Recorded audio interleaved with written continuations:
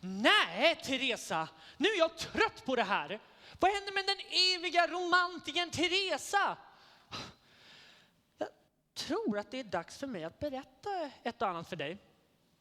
Maestro. Kära Teresa, lyssna på mig nu. Följ mig på en resa, bara jag och du. Livet blir till det du gör i den deppigaste stund. Tänk som en frisör. Lyssna nu Teresa, det jag säger är sant. Om du tänker positivt går livet galant. Så sätt dig ner och lyssna nu på Philips lektion. Men snälla Ludvig känns inte som samma person. Men Teresa, det finns ingen mening med att bli sur. Sjung på den här visan som vi sjunger i nu.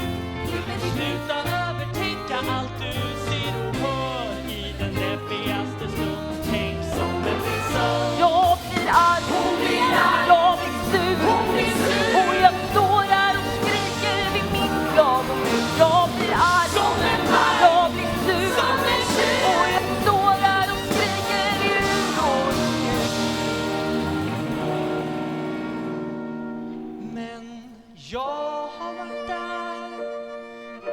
Jag ville bli kär. Men det fanns ingen tjej för mig. Men du förstår, jag tror att det beror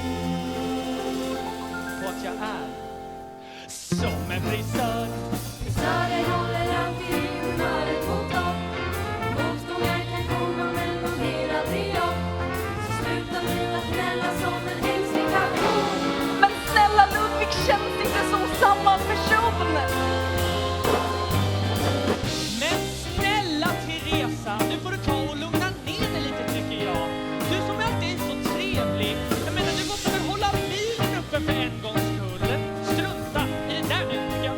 Eller hur? Men jag förstår inte vad som har hänt. Du försöker bara gottgöra smärtan jag känt. Tänk om man slutat att uppskatta mig. Eller tänk om man tycker att jag är ful. Men